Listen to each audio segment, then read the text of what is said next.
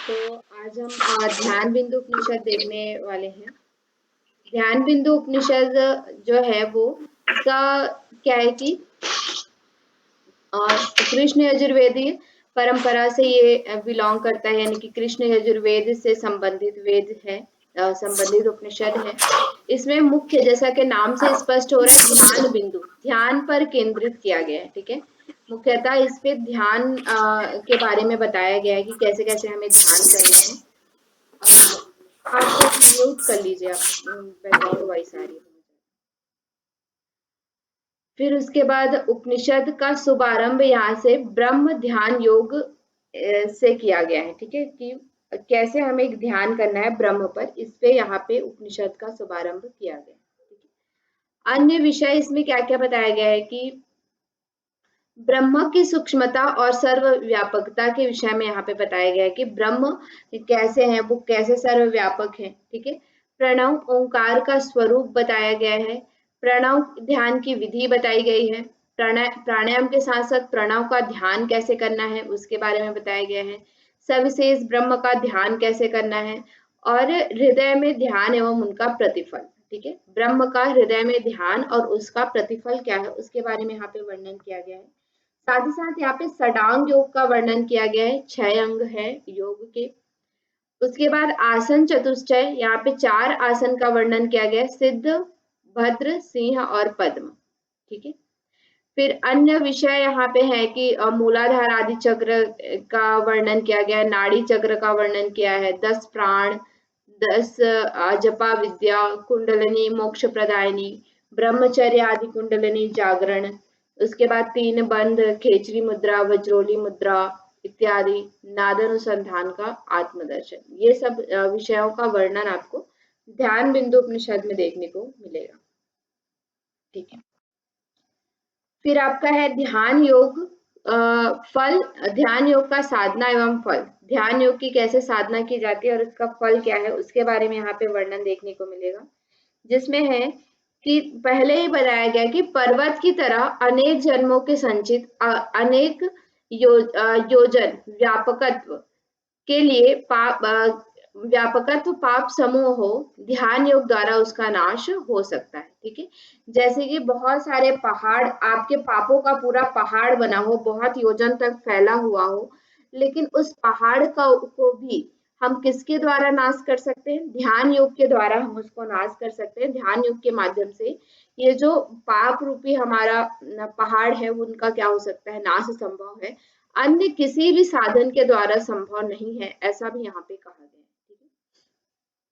फिर परम पद की परिभाषा बताई गई कि परम पद क्या है, तो बीजाक्षर ओम से परे बिंदु स्थित है। ठीक है, बीजाक्षर ओम से परे बिंदु एक स्थित है और उसके ऊपर नाद विद्यमान है, उसमें मनोहर शब्द ध्वनि सुनाई देती है, उस नाद ध्वनि के अक्षर में विलय हो जाना ही क्या है? शब्द विहीन स्थिति ही क्या है? परमानंद नाम से जानी जाती है। मतलब कि वो जो अनाहत नाद हमारे अंदर सुनाई दे रहा है, उस अनाहत नाद को श्रवण करना, उस अनाहत नाद में पूरी तरह से विलीन हो जाना, लय को प्राप्त कर लेना ही क्या है? परम पद है। परम आनंद की परम आनंद नाम से भी उनको जाना जाता है। ठीक है, फिर ब्रह्म की सूक्ष्मता के विषय में यहाँ पे बताया गया कि ब्रह्म कितना सूक्ष्म है। तो जो हमने उस दिन भी पढ़ा था कि गेहूं के बाल, ठीक है, गेहूं का एक बाल का अगला जो सामने वाला हिस्सा होता है नोक, उस नोक को 1,00,000 हिस्सा करेंगे तो उसका एक भाग क्या होगा? जीवात्मा होगा। ठीक है, फिर उसके बाद उस 1,00,000 भाग का में से एक हिस्से का फिर 1,00,000 भाग करेंगे तो वो क्या होगा? ईश्वर होगा। और फिर वो जो हमने 1,00,000 किया है उसके एक भाग का फिर 50 हिस्सा करेंगे, 50,000 हिस्सा करेंगे तो वो क्या होगा? सूक्ष्म अति सूक्ष्म विशुद्ध ब्रह्म नाम से वो जाना जाता है। क्लियर है?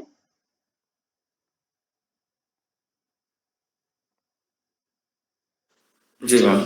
फिर यहाँ पे पुष्प के गंध, पुष्प में जैसे गंध विद्यमान रहता है, दूध में घृत विद्यमान रहता है, वैसे ही आत्मा में व्यापकत्व को जानकर उसी ब्रह्म में स्थित है। ठीक है, जैसे हमने उस दिन भी देखा था कि जैसे पुष्प होता है तो पुष्प में क्या होता है कि एक गंध विद्यमान रहता है ना, मतलब कि उस गंध को हम देख नहीं पाते, लेकिन हमें पता है कि गुलाब का फूल है तो उसमें गंध होगा, गेंदे का फूल है तो उसमें अलग गंध होगा। उसी तरह से दूध हमें दिख रहा है तो इसमें घी विद्यमान है, घी को हम देख नहीं पा रहे हैं लेकिन उसमें विद्यमान है, जब हम उसे प्रोसेस करेंगे तो उसमें से घी निकलेगा। उसी तरह से हमारे आत्मा में क्या है, वो ब्रह्म विद्यमान है, हम उनको देख नहीं पा रहे हैं, हम उनको अनुभव नहीं कर पा रहे हैं, लेकिन हमारे आत्मा में वो ब्रह्म विद्यमान है। उसी तरह से जैसे पुष्प में गंध और दूध में घृत विद्यमान होता है, उसी तरह से हमारे आत्मा में ब्रह्म विद्यमान है। ठीक है, फिर यहाँ पे ओंकार का स्वरूप हमने देखा था। ओंकार का स्वरूप क्या है, ओंकार ही क्या है, वो एकाक्षर ब्रह्म की मुमुक्षुओं का लक्ष्य रहा है। ठीक है, मतलब कि एकाक्षर ब्रह्म जो है उनको हम कैसे प्राप्त करते हैं, कर सकते हैं उस ओंकार का जप के माध्यम से। ठीक है, क्योंकि हमने पहले भी देखा है कि पातंजल योग दर्शन में भी आपने देखा है तस्य वाचका प्रणव, उनका वाचक रूप क्या है, प्रणव है। हमने क्या बोलते हैं, ये जो अपना कठोपनिषद है वहां पे भी देखा है कि हम ब्रह्म को कैसे प्राप्त कर सकते हैं, तो ओंकार रूपी लक्ष्य के माध्यम से, ओंकार के माध्यम से हम उनको प्राप्त कर सकते हैं। ठीक है, तो ओंकार को ही क्या बोला गया है, उस ब्रह्म का एकमात्र वाचक नाम बोला गया है। ठीक है, तो उसके माध्यम से ही हम क्या कर सकते हैं, ब्रह्म को प्राप्त कर सकते हैं। तो यहाँ पे ओंकार का स्वरूप बताया गया है। ओंकार के 3 मात्राएं होती है, अ, उ और म। तो आ कौन से लोक से संबंधित है, भूलोक से संबंधित है, पृथ्वी लोक से। तत्व इसमें क्या है, अग्नि तत्व है। वेद इसके ऋग्वेद है। देवता इसके पितामह ब्रह्मा है। वर्ण इसका पीत वर्ण है और गुण क्या है, रजोगुण है। ठीक है, आकार का गुण क्या है, रजोगुण है। उकार का गुण क्या है, अंतरिक्ष में है, वायु इसके तत्व है। यजुर्वेद है। जनार्दन विष्णु, विष्णु इनके क्या है, देवता है। श्वेत वर्ण है और गुण क्या है, सात्विक गुण है। ठीक है, मकार स्वालोक ध्यालोक, सूर्य इसके देवता है, तत्व है, सॉरी। सामवेद, सामवेद है। ईश्वर इस महेश्वर, महेश्वर यानी कि महेश, ब्रह्मा विष्णु महेश। ठीक है, जिसको हम लोग रुद्र भी कहते हैं या शिव भी कहते हैं। उसके बाद वर्ण इसका कृष्ण वर्ण है, तमो गुण है। ठीक है, तो मुख्यतः आपको ये चार्ट याद रखना पड़ेगा। कभी कभी पूछा जाता है कि अवर्ण के गुण कौन सा है या उसके वेद कौन सा है। ठीक है, इस तरह से पूछ लिया जाता है, देवता कौन से है, इस तरह से उनमें पूछ लिया जाता है। ठीक है, तो इसको याद रखिएगा। हमने और भी प्रीवियस में ऐसी ही चीजें पढ़ी हैं, आप उनसे भी रिलेट कर सकते हैं इसको। उसके बाद यहाँ पे ओंकार, ओंकार के स्वरूप के बारे में बताया गया है। ओंकार कैसा है, 8 अंग वाला है, 4 पैर है उसके, 3 नेत्र है और 5 देवता है। ठीक है, ओंकार के क्या है, 8 अंग है, 4 पैर है, 3 नेत्र है, 5 देवता है। जो व्यक्ति ओंकार के अनभिज्ञ है उसे ब्राह्मण नहीं कहा जा सकता। ठीक है, ब्राह्मण जो हम कहते हैं, तो अगर वो ओंकार की उपासना या ओंकार से अनभिज्ञ है, ओंकार के विषय में नहीं जानते हैं, तो हम उनको ब्राह्मण नहीं कह सकते। ठीक है, फिर ये चीज हमने और कहीं भी पढ़ी है, प्रणवो धनु, आत्मा ब्रह्म, ब्रह्म लक्ष्य, आत्मा बाण ब्रह्म लक्ष्य, कहाँ पे पढ़ा है ऐसा?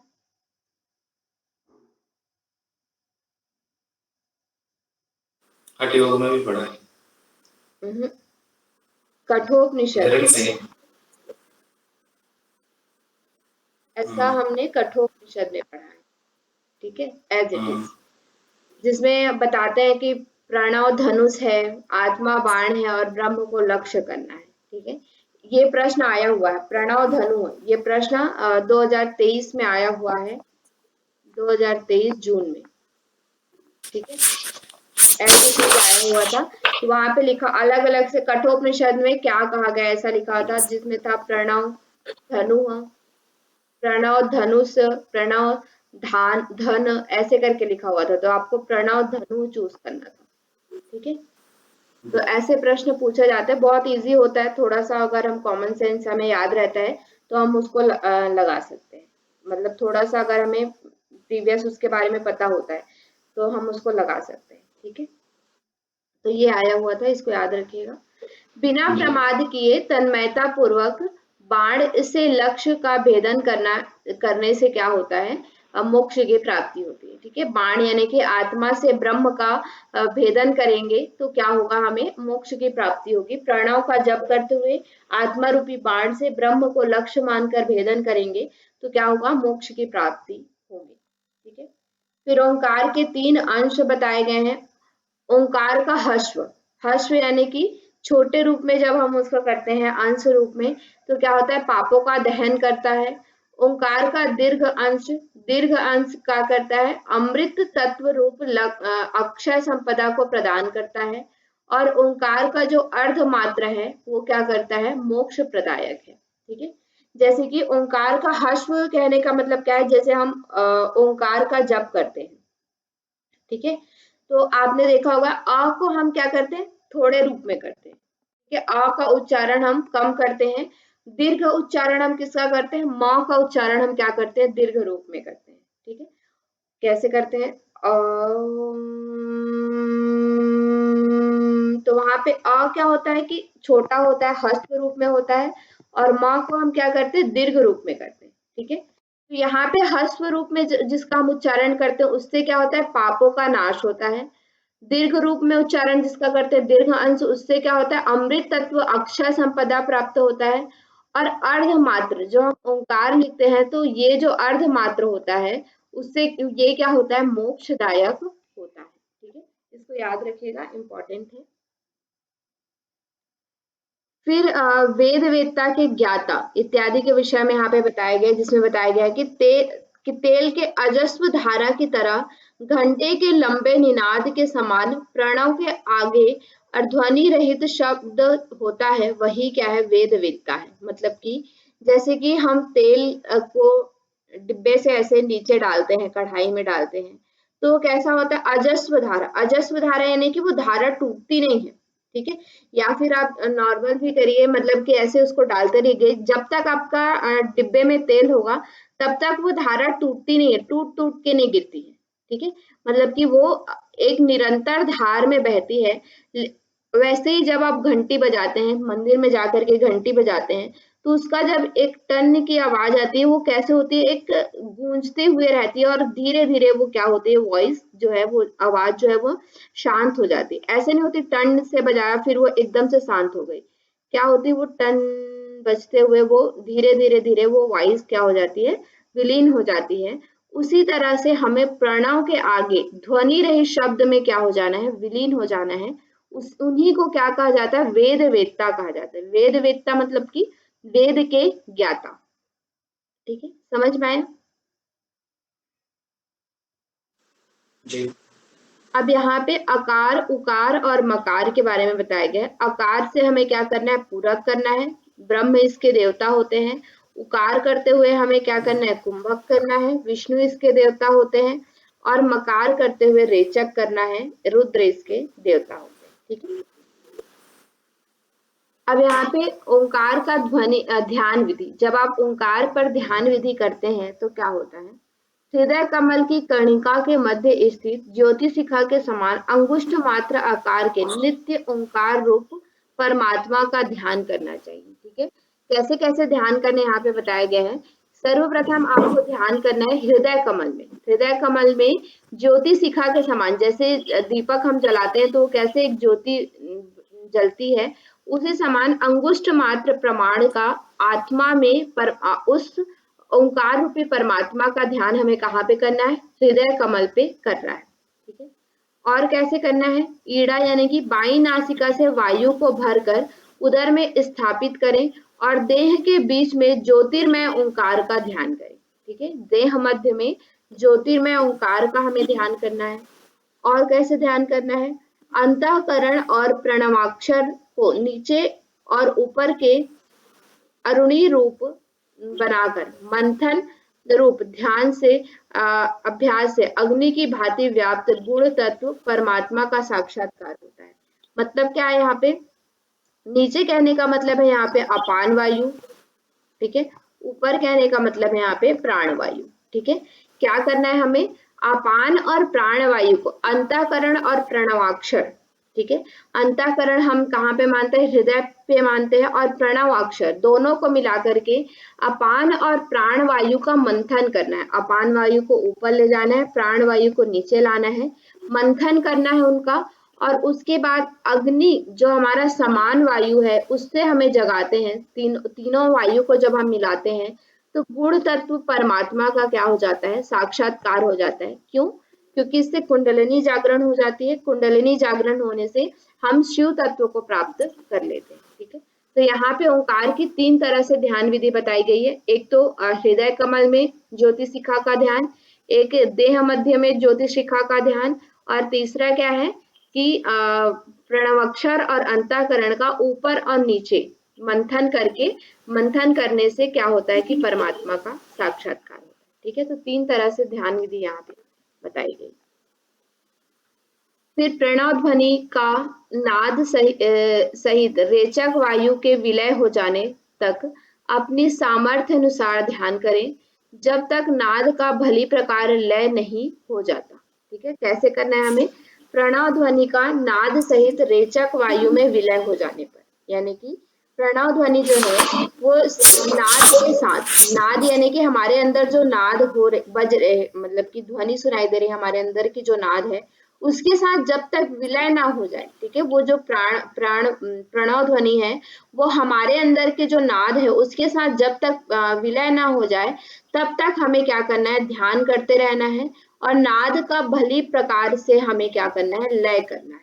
ठीक है, मतलब कि नाद का जब तक लय ना हो जाए, जब तक आप उसमें विलीन ना हो जाए, तब तक क्या करना है, ध्यान करना है। फिर ध्यान की विधि बताई गई है, जैसे हृदय कमल में ध्यान कैसे करना है।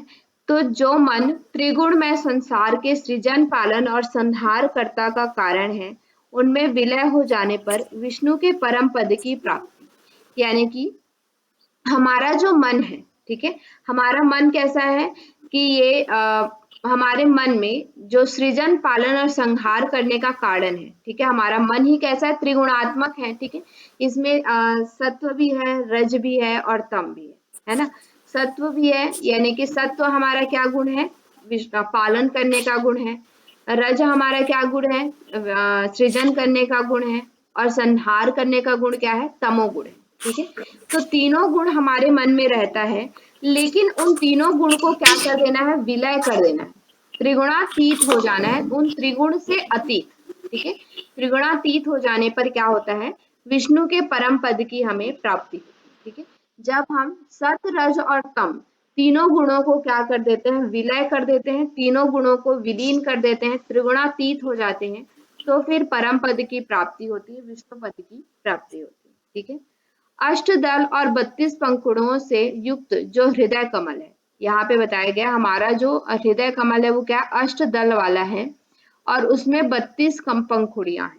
ठीक है, के बीच में सूर्य है, सूर्य के बीच में चंद्र है, चंद्र के बीच में अग्नि है, अग्नि के बीच में दीप्त, उनके बीच में नानाविध रत्नों से सुशोभित पीठ, पीठ के बीच में निरंजन प्रभु वासुदेव और श्रीवत्स कौस्तुभ कौस्तुभ मणि आदि से सुशोभित। ठीक है, हमने एक ध्यान पढ़ा था स्थूल ध्यान घेरण संहिता में, जिसमें आपको बताया गया था कि कैसे कैसे आपको ध्यान करना है।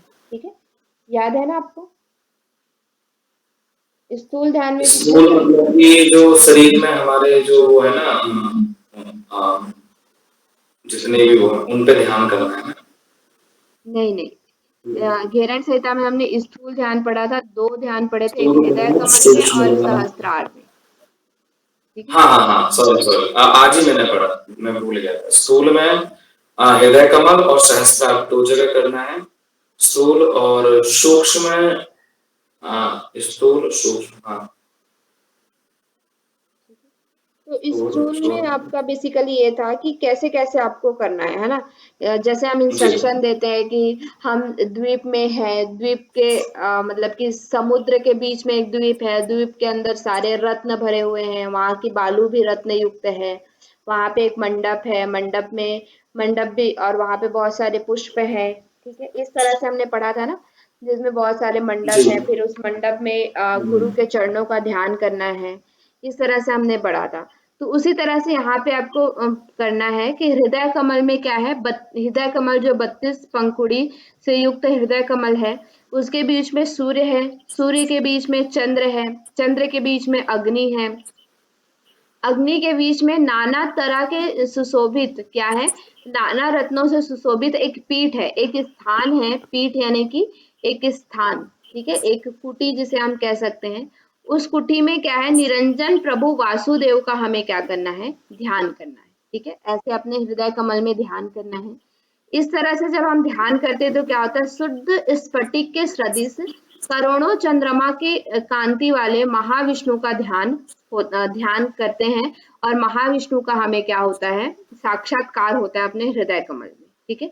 जब हम उनका नित्य प्रति अपने हृदय कमल में ध्यान करते हैं तो उन प्रभु का हमें क्या होता है, करोड़ों चंद्रमा की कांति वाले उन विष्णु भगवान का हमें अपने हृदय में ध्यान होता है, ठीक है।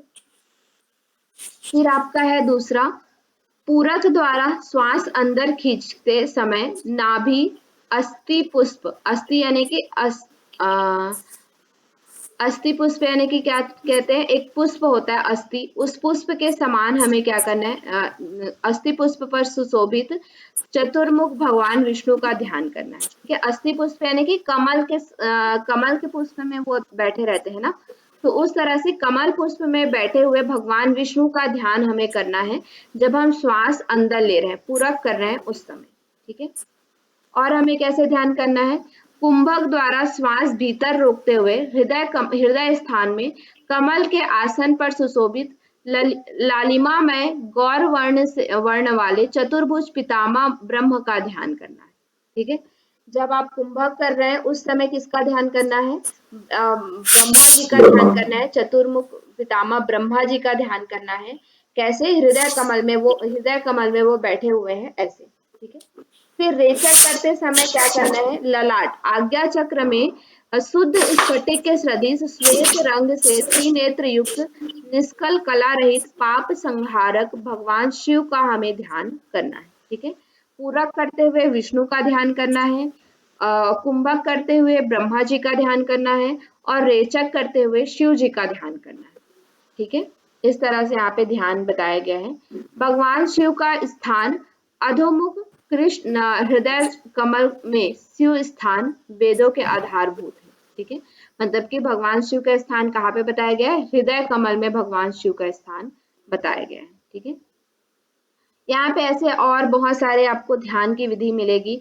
100 अरों वाले, 100 पत्तों वाले एवं विकसित पंखुड़ियों वाले हृदय कमल में सूर्य चंद्र अग्नि का एक के बाद एक दूसरे का ध्यान करना है, ठीक है। मतलब कि हमारे हृदय कमल में आपको सूर्य का ध्यान करना है, चंद्रमा का ध्यान करना है, अग्नि का ध्यान करना है, एक के बाद एक का हृदय कमल में ध्यान करते रहना, ठीक है। इस तरह से अलग अलग ध्यान विधि आपको यहाँ पे बताई गई है।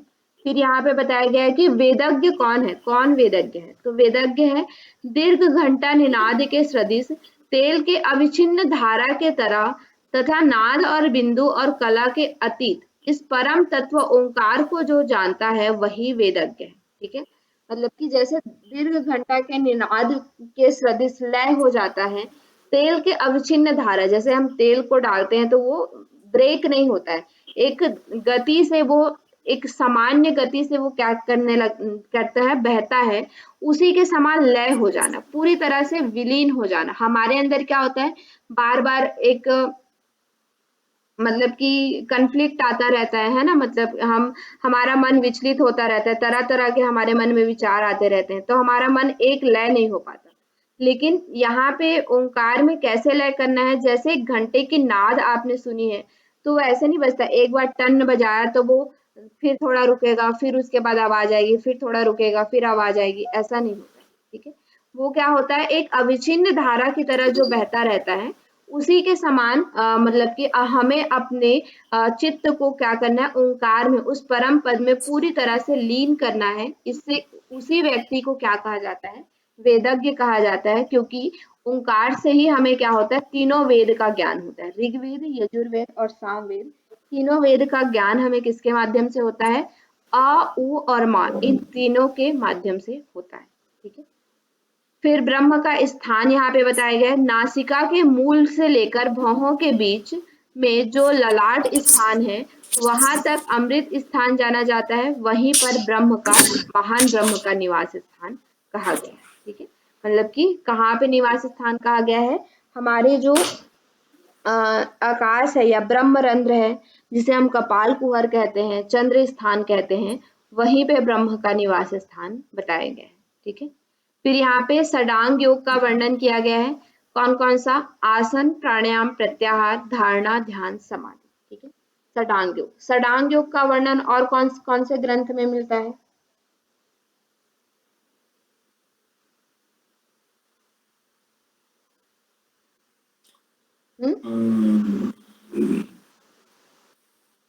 षडांग का ये उसमें वशिष्ठ संहिता में और शिव संहिता में, शिव संहिता, वशिष्ठ में नहीं, वशिष्ठ में भी नहीं, शिव में भी नहीं, वशिष्ठ संहिता में, और योग चूड़ामणि में। योग चूड़ामणि जो उपनिषद पढ़ा था उसमें। ठीक है, इन दोनों में आपको मिलता है, और साथ ही साथ किसमें मिलता है? आप पूछा जाता है ऐसा। ठीक है, कि षडांग योग का वर्णन कौन कौन से ग्रंथ में है? तो गोरक्ष संहिता में है, योग चूड़ामणि में, और आपका किसमें है? ध्यान बिंदु उपनिषद। ठीक है, बाकी जगह आपको योग, जैसे आप शिव संहिता बोल रहे हैं तो शिव संहिता में किसी भी अंग विशेष में नहीं बांटा गया है। ठीक है, और जो आप वशिष्ठ संहिता कह रहे हैं उसमें अष्टांग योग का वर्णन है। तो आसन क्या बताया गया? जितने जीव जंतु हैं उतने ही आसन हैं, उनको इनके ज्ञाता कौन है? भगवान शिव है, इसके बारे में बताया गया है। बट यहाँ पे कितने आसन का वर्णन किया गया? केवल 4 आसन का वर्णन किया गया, सिद्धासन, भद्रासन, सिंहासन, पद्मासन। ये क्या है इनको, और हमने कैसे जानते हैं हम इनको?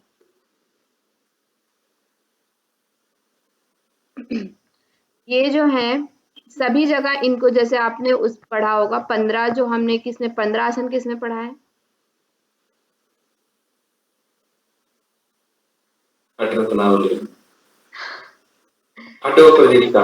हाँ, हट प्रदीपिका में। ठीक है, तो उसमें, हाँ, उसमें 4 आसन को मुख्य कहा गया है। ठीक है, 15 आसनों में से भी 4 आसन को मुख्य कहा गया है। वही 4 आसन है, सिद्धासन, पद्मासन, भद्रासन और सिंहासन। ठीक है, यही 4 आसन को मुख्य कहा गया है, और उन्हीं 4 आसन का वर्णन आपको कहाँ पे दिया गया है? ध्यान बिंदु उपनिषद के अंतर्गत दिया गया है। ठीक है, फिर यहाँ पे फिर इनका इतना ज्यादा वर्णन आपको नहीं मिलता है, खाली यहाँ पे बताया गया कि षडांग योग है, प्रत्याहार है, धारणा, ध्यान, समाधि है, ऐसा यहाँ पे बताया गया है। बाकी इसका डिटेल में वर्णन आपको इस ग्रंथ में नहीं मिलता है। ठीक है, फिर षट चक्र एवं उनके संबंधित अवयव के बारे में बताया गया है कि कौन कौन से संबंधित अवयव हैं। ठीक है, जैसे आपको यहाँ पे है, प्रथम चक्र किसे कहा जाता है? मूलाधार चक्र को कहा जाता है, जिसे हम चतुर्दल कमल गुदा स्थान है। ठीक है, फिर दूसरा चक्र कहा जाता है स्वादिष्ठान चक्र को। स्वादिष्ठान चक्र मेढ्र मूत्रेंद्रिय के स्थान पर इसका स्थान माना जाता है, और दोनों के बीच में काम रूप प्रजनन स्थान होता है। ठीक है, ऐसा यहाँ पे माना गया है। फिर तृतीय चक्र यहाँ पे क्या है? मणिपुर चक्र को माना गया है, नाभि स्थान है। 12 दल से युक्त कमल यहाँ पे होता है, पुण्य और पाप का नियंत्रण होता है। इस तरह से यहाँ पे 3 ही चक्र के बारे में वर्णन आपको देखने को मिलता है। ठीक है, बाकी के और चक्रों का वर्णन नहीं मिलता है। नाभि स्थान में ही क्या है? कंद स्थान है, वहां पे 72,000 नाड़ियां हैं। 72,000 नाड़ियों में से 72 मुख्य है, 10 प्रमुख है और 3 सर्वश्रेष्ठ है। ठीक है, तो इसका भी आप एक चार्ट बना लीजिएगा, कहाँ पे 10 नाड़ियों को मुख्य बोला गया है, कहाँ पे 14 नाड़ियों को मुख्य बोला गया है। ठीक है, 10 कहाँ पे नाड़ियों को मुख्य बोला गया है, कौन कौन से हट ग्रंथों में, और कौन कौन से योग उपनिषद में 10 नाड़ियों को मुख्य बोला गया है, और कौन कौन से हट ग्रंथों और योग उपनिषद में 14 नाड़ियों को मुख्य बोला गया है। इसका एक चार्ट बना लीजिएगा, क्योंकि ये पूछा जाता है। ठीक है, पूछा जाता है कि ध्यान बिंदु उपनिषद में कितने नाड़ी को मुख्य कहा गया है, तो कहीं पे 14 होता है किसी में, और किसी में 10 होता है। ठीक है, तो यहाँ पे ध्यान बिंदु में कितने हैं? 10 हैं। हमने इसके पूर्व जो शिव संहिता देखा था उसमें 14 था, 14 के साथ एक और नाड़ी थी। एक और कौन सी नाड़ी थी?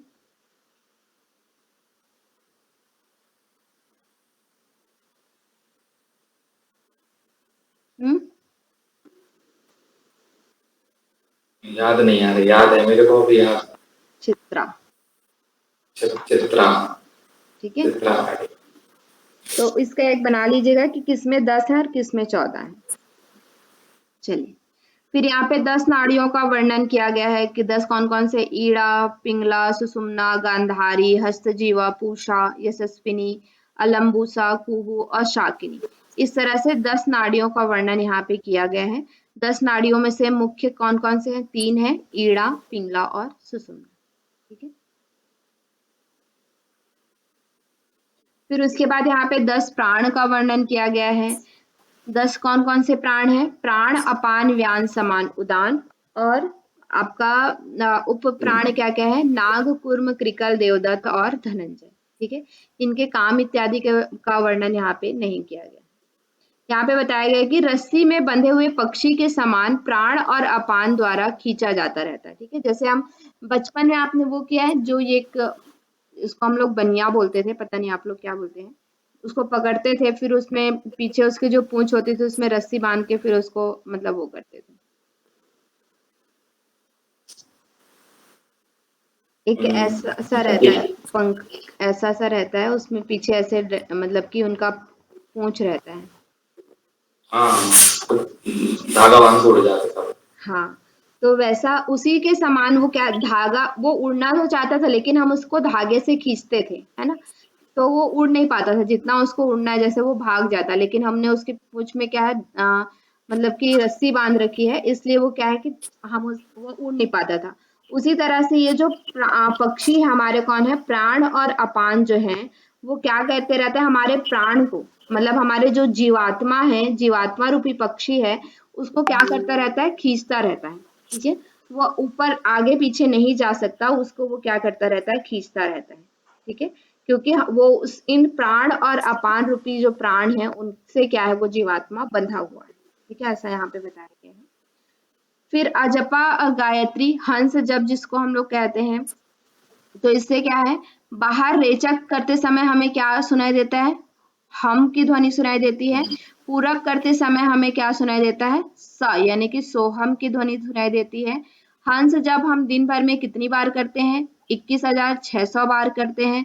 और यही हमें क्या है, मोक्ष प्रदान कराने वाली यही अजपा गायत्री। ठीक है, ये जो हंस जप है यही क्या है, मोक्ष प्रदान कराने वाली अजपा गायत्री है। ठीक है,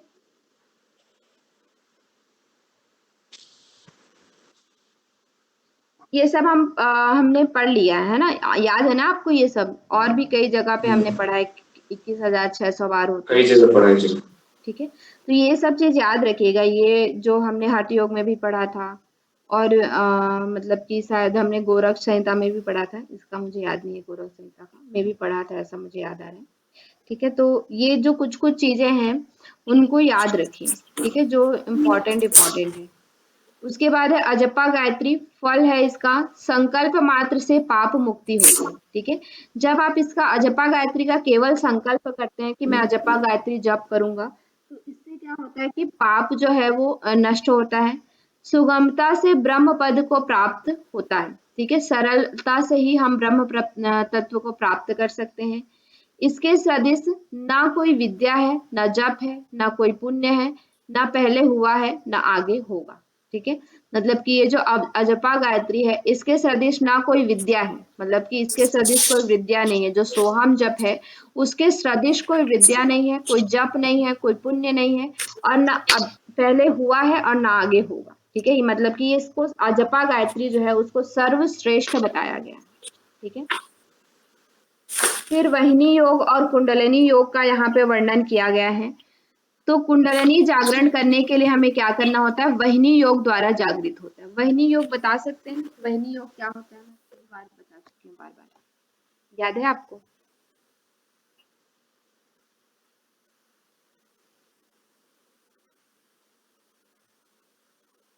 वही मतलब अपान वायु और प्राण समान वायु का जो संयोग प्राण। हाँ, ठीक है, ये जो समान वायु रहती है, तो अपान वायु को ऊपर खींचना, प्राण वायु को नीचे खींच करके तीनों वायु को क्या करना, मिलाना। इससे क्या होता है कि अग्नि प्रज्वलित हो जाती है, अब जब प्रज्वलित हो जाती है तो उसे कुंडलिनी के पास लेके जाते हैं, तो कुंडलिनी क्या हो जाती है, सांप जैसे सोई हुई रहती है, तो वहां पे मसाल लेके जाएंगे तो जागृत होकर के चलने लगेगी। ठीक है, तो उसी तरह से ये क्या होने लगती है, जागृत होकर के चलने लगती है। तो कुंडलिनी जागरण हम कैसे कर सकते हैं, वहनी योग के माध्यम से कर सकते हैं। ठीक है, मन एवं प्राण सुषुम्ना मार्ग में ऊर्ध्वगामी होता है। जब कुंडलिनी जागरण होता है तो प्राण का प्रवाह कहाँ पे प्रारंभ हो जाता है, सुषुम्ना में प्रारंभ हो जाता है। कुंडलिनी जागरण से पहले प्राण का प्रवाह सुषुम्ना में क्यों नहीं होता है? क्योंकि वो सोई हुई रहती है। क्योंकि वो सुषुम्ना के मुख को बंद करके बैठी हुई रहती है। ठीक है, जैसे कि दरवाजे पे ताला लगा हुआ रहता है तो हम अंदर नहीं जा सकते, उसी तरह से प्राण भी, क्योंकि सुषुम्ना के मुख में कुंडलिनी के द्वारा क्या लगा हुआ है, ताला लगा हुआ है, इसलिए वो अंदर नहीं जा पाते। जैसे ही कुंडलिनी जागृत हो जाती है तो ताला खुल जाता है, प्राण का प्रवाह सुषुम्ना में प्रारंभ हो जाता है। ठीक है, फिर उसी तरह से यहाँ पे कुंडलिनी जागरण विधि बताई गई, कैसे हमें करना है। पद्मासन में बैठना है, ध्यान मुद्रा लगाना है, जालंधर बंद लगा करके कंठकूप से दृढ़ता पूर्वक लगाए। ठीक है, श्वास को अंदर ले जा करके जालंधर बंद लगाना है। अपान वायु ऊपर खींचे, प्राण वायु को नीचे लेकर के कुंडलिनी शक्ति का बोध प्राप्त कराता है। ठीक है, वही जो अभी हमने बताया कि प्राण वायु को क्या करना है, नीचे खींचना है, अपान वायु को ऊपर लेके जाना है, समान वायु से मिलाना है। कुंडलिनी इस तरह से जागृत होती है। जब हम इस प्रदीप्त अग्नि को कुंडलिनी के पास लेके जाते हैं तो कुंडलिनी जो है वो जागृत हो जाती है। ठीक है, ये कुंडलिनी जागरण विधि है। फिर पद्मासन में नाड़ी द्वार में प्राण वायु को खींचे, कुंभक करें और सुनिश्चित मोक्ष प्राप्त होता है। ठीक है, पद्मासन से जब नाड़ी द्वार से प्राण वायु को ऊपर खींच करके कुंभक करते हैं तो सुनिश्चित रूप से क्या होता है, जो मोक्ष हमें प्रदान होता है, मोक्ष प्राप्त होता है। फिर प्राणायाम अभ्यास का नियम यहाँ पे फिर बताया गया कि प्राणायाम को कैसे अभ्यास करना है। प्राणायाम परिश्रम से जब स्वेद निकलता है यानी कि पसीना आता है तो उसे क्या करना चाहिए, अंग में मर्दन करना चाहिए। आहार विधि हमें क्या करना है, अपथ्य आहार जैसे कटु अम्ल नमक का परित्याग करना चाहिए। पथ्य आहार यानी कि दूध का सेवन और दूध संबंधी जो आहार है उनका सेवन करना चाहिए, जिससे वो सुखी होता है। सुखी यानी कि प्राणायाम जो है वो जल्दी से सिद्ध होता है। अन्य नियम क्या है, अल्पाहारी होना चाहिए, कम भोजन करने वाला, और ब्रह्मचारी होना चाहिए। इस तरह से जब आप 1 वर्ष तक प्राणायाम का अभ्यास करते हैं तो क्या होता है, सिद्धि की प्राप्ति। फिर यहाँ पे मुद्रा विधि बताई गई। जैसे आप ये सब उपनिषद देखेंगे ना, इसमें सारी चीजें सिस्टमेटिक वे में इतना नहीं बताया गया है। ठीक है, क्योंकि ये सारी चीजें हठ योग के अंतर्गत आपको इतना जितना सिस्टमेटिक वे में मिलेगा उतना आपको उपनिषदों में इतना नहीं मिलेगा। ठीक है, लेकिन बताया गया है उन्हीं उन्हीं सब विषयों के बारे में जो हमने हठ योग में पढ़ा है।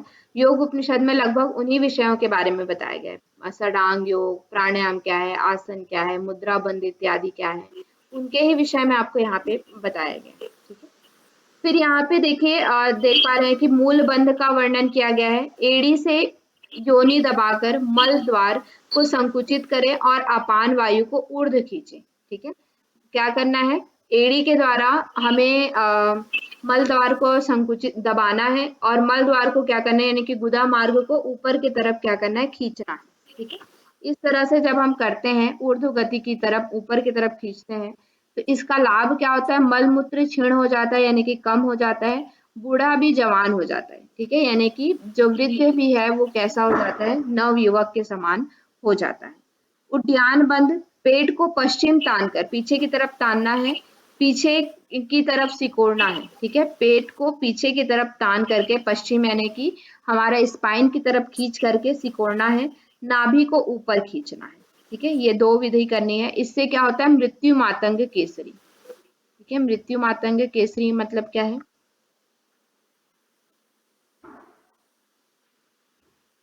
वो हाथी के लिए सिंह के समान। ठीक है, फिर उसके बाद जालंधर बंद में क्या करना है, सिरोजाल नभ आकाश से उत्पादित जल, जल यानी कि यहाँ पे अमृत के बारे में कहा जा रहा है कि आकाश तत्व से यानी कि जो हमारे कपाल कुहर से ब्रह्म जल जो गिर रहा है, अमृत जल जो गिर रहा है उसको जालंधर बंद के द्वारा रोकना है। कैसे करके रोकना है? कंठ का संकोचन करके, कंठ को सिकोड़ करके, ठीक है। इससे क्या होता है? अमृत की रक्षा होती है, कर्म बंधन और दुखों का नाश होता है, वायु की गति जो है वो रुक जाती है, ठीक है। इस तरह से 3 इसके लाभ बताए गए हैं। फिर आपका खेचरी मुद्रा का वर्णन बताया गया है। खेचरी मुद्रा में क्या करना है? जीवा उलट कर कपाल कुहर में प्रविष्ट करा दिया जाए और भ्रू मध्य दृष्टि रखना है, ठीक है। जीवा को उलट करके कपाल कुहर में प्रवेश कराना है, भ्रू मध्य दृष्टि रखना है। इससे क्या होता है? निद्रा, क्षुधा, पिपाशा नहीं सताती, ठीक है।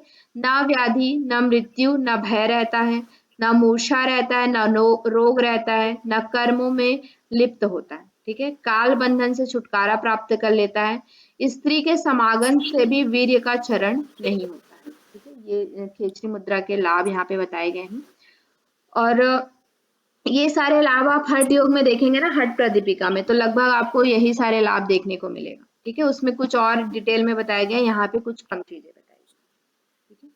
फिर योनि मुद्रा क्या है? खेचरी मुद्रा द्वारा अगर वीर्य स्खलन नहीं होता है, ठीक है। खेचरी मुद्रा के द्वारा वीर्य का स्खलन नहीं होता है, परंतु किसी कारणवश अगर वीर्य का स्खलन हो जाए, ठीक है, तो योनि मुद्रा के द्वारा हम उसको क्या कर सकते हैं? खींच करके ऊपर ला सकते हैं, ठीक है। ये बताया गया है। अब इसमें क्या होता है? शुक्ल वीर्य शिव स्थान में है, चंद्र रक्त वीर्ण कहाँ पे है? महारज योनि स्थान में है, ठीक है, जिसको हम लोग सूर्य कहते हैं, और इसको क्या कहते हैं? चंद्र कहते हैं। इन दोनों के समरसता का जो ज्ञात है वही क्या है? योग विद्या है, ठीक है। जो चंद्र और सूर्य यानी कि शिव और शक्ति को जो मिलन करा लेता है, जो क्या कर लेता है? शिव और शक्ति को एक करा देता है, वही क्या है? योग विद्या है, योग का जानकार है, ठीक है। फिर यहाँ पे महामुद्रा का वर्णन किया गया है। महामुद्रा क्या होता है? जानु शिरासन, ठीक है। जानु शिरासन में करना है। जानु शिरासन जैसी स्थिति होती है ना, इस तरह से, उसमें आपको क्या करना है? अपने पैरों को पकड़ना है ना। महामुद्रा इसी को कहते हैं। इसमें क्या है? जालंधर बंद लगाना है, श्वास का पूरा करके फेफड़ों में यानी कि अपने लंग्स में भरना है, कुंभक करना है, फिर धीरे धीरे रेचक करना है। इससे क्या होता है? वह पाप सर्व पाप नाशनी हो जाता है, यानी कि उसके सभी पाप क्या हो जाते हैं? नष्ट हो जाते हैं, ठीक है। ऐसा यहाँ पे बताया गया है। फिर आत्मा के संबंध में विवेचन किया गया है। आत्मा के संबंध में क्या क्या विवेचन किया गया है? अष्टदल हृदय कमल के बीच जीवात्मा ज्योति रूप होकर के अणु मात्र स्वरूप में निवास करता है, ठीक है। आत्मा का स्थान क्या बताया गया है? हृदय कमल बताया गया है, ठीक है। वहां पे ज्योति रूप में वो निवास करता है। उसका ऐसा विचार है कि सभी चरित्रों का मैं ही करता हूँ, भोगता हूँ, सुखी दुखी, काना लंगड़ा, बहरा गूंगा, दुर्बल और मोटा हूँ, इस प्रकार का सबका क्या है? ये क्या लिखा है? स्वतंत्र व्यवहार रहता है, ठीक है। ये स्वतंत्र है। स्वतंत्र व्यवहार मतलब कि जैसे कि हम बोलते हैं ना कि मैं भोगता हूँ, मैं सुखी हूँ, कभी कभी हम बोलते हैं अरे मैं बहुत दुखी हूँ। और जो लंगड़ा काना बहरा जो है, मतलब जिनके अंदर कोई फिजिकल डिफेक्ट है, वो कहते हैं कि मैं लंगड़ा हूँ, मैं काना हूँ, मैं बहरा हूँ, ठीक है। दुर्बल हूँ, मोटा हूँ, ये सब किसका विचार है? किसके द्वारा आता है? आत्मा के द्वारा आता है, ठीक है। कि मैं मोटा हूँ, मैं दुर्बल हूँ, मैं मतलब कि सुखी हूँ, मैं दुखी हूँ, मैं लंगड़ा हूँ, बहरा हूँ, इस तरह का व्यवहार, स्वतंत्र व्यवहार किसके द्वारा आता है? आत्मा के द्वारा आता है, ठीक है। आत्मा की यहाँ पे विवेचना की गई है।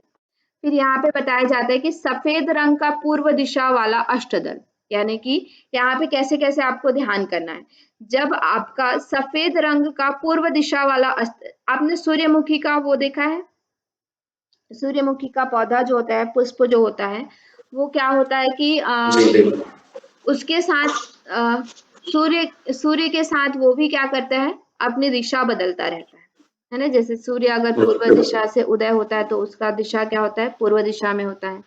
फिर वो पश्चिम दिशा की तरफ अस्त होता है तो वो शाम तक वो भी क्या हो जाता है? पश्चिम दिशा की तरफ। देखा है? देखा है। ठीक है। तो उसी तरह से मतलब क्या है कि हमारा जो अष्टदल हृदय कमल है, अगर पूर्व दिशा की तरफ है, सफेद रंग वाला है, तो वो व्यक्ति कैसा होगा? धर्म और भक्ति भाव वाला होगा, श्रद्धा वाला होगा, ठीक है। अगर वो आग्नेय दिशा की तरफ होता है, ठीक है, और लाल रंग का होता है, तो वो कैसा होगा? मति, निद्रा, आलस्य से युक्त होगा, ठीक है। दक्षिण दिशा की तरफ है, काले रंग वाला है, तो कैसा होगा? द्वेष भाव वाला है, क्रोधी होता है, मति होता है, क्रोधी बुद्धि वाला होता है, द्वेष भाव वाला होता है, ठीक है। अगर नैऋत्य दिशा की तरफ नीले रंग वाला है, तो पाप कर्म एवं हिंसक वृत्ति का होता है। पश्चिम दिशा की तरफ स्फटिक वाला होता है, तो क्रीड़ा और विनोद में अभिरुचि रखता है, मतलब कि खेल कूद और इन सब में एक विनोद प्रकृति के लोग होते हैं ना, जो सभी को खुश करने वाले होते हैं, वैसा प्रकृति का होता है, ठीक है। अगर वात्याय कोण में माणिक्य वर्ण का होता है, तो घूमने फिरने वाला, वैराग्य भाव वाला होता है, ठीक है, किसी से उसको राग वगैरह नहीं होता है, घूमने फिरने वाला होता है। उत्तर दिशा में पीले रंग का होता है, तो क्या होता है? सुख साधन और सजने संवरने में अभिरुचि होती है, ठीक है। ईशान कोण में वांग्य मणि रंग का होता है, तो क्या होता है? दान पुण्य और अनुग्रह करने में अभिरुचि रखता है, ठीक है। हमारे 8 दिशाएं होते हैं ना इस तरह से, एक तो हमारा पूर्व, पश्चिम, उत्तर और दक्षिण। फिर उसके बाद ये जो कोण होता है, तो वहां पे भी ये आग्नेय हो गया, नैऋत्य, वात्य कोण और ईशान कोण, ठीक है। इनमें जब ये 8 दिशा में, 8 अलग-अलग दिशा में अलग-अलग वाला होता है, ठीक है, अलग-अलग वर्ण वाला होता है, तो उस मनुष्य की प्रकृति भी अलग-अलग होती है। जैसे कि सफेद रंग का वर्ण पूर्व दिशा में है, तो क्या है?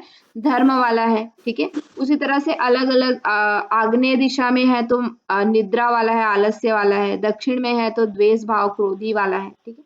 उसी तरह से 8 दिशा के अनुसार जो मतलब कि मनुष्य की प्रकृति कैसी होती है? 8 अलग-अलग प्रकृति की होती है, ठीक है। जब जोड़ों में संधि भाग में वास करती है, ठीक है। जब प्राण जो है जोड़ों में संधि भागों में वास करने लगती है, तो कैसा हो जाता है? वात पित्त कफ संबंधित बड़ी बीमारियां उसको होती है। जब मति मध्य में रहती है, मध्य में रहती है यानी कि किसी भी दिशा में नहीं रहती है, मध्य में रहती है, तो वो क्या होता है? सब कुछ जानने वाला होता है, गाने, नाचने, पढ़ने, आनंद मनाने वाला, सब कुछ जानने वाला वो होता है, ठीक है। ऐसा यहाँ पे बताया, ठीक है।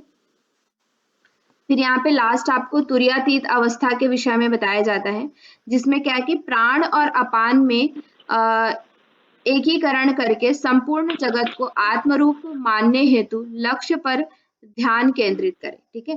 एक हमारी क्या होती है? 4 अवस्थाएं होती है हमारी, जागृत, स्वप्न, सुषुप्ति और तुरिया। तुरिया यानी कि समाधि की अवस्था, ठीक है, मोक्ष की अवस्था। तुरीयातीत यानी कि मोक्ष, उस समाधि से भी ऊपर उठना, कैवल्य को प्राप्त करना, ठीक है। तो तुरीयातीत यानी कि किससे समकक्ष है? कैवल्य से समकक्ष है। तो कैवल्य में क्या होता है? प्राण और अपान को एकीकरण करके संपूर्ण जगत को आत्म रूप मानते हुए लक्ष्य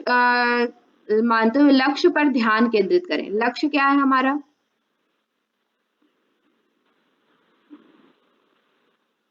ब्रह्म की प्राप्ति, हाँ, ब्रह्म की केवल प्राप्ति, ठीक है। ब्रह्म की प्राप्ति, लक्ष्य पर हमें क्या करना है?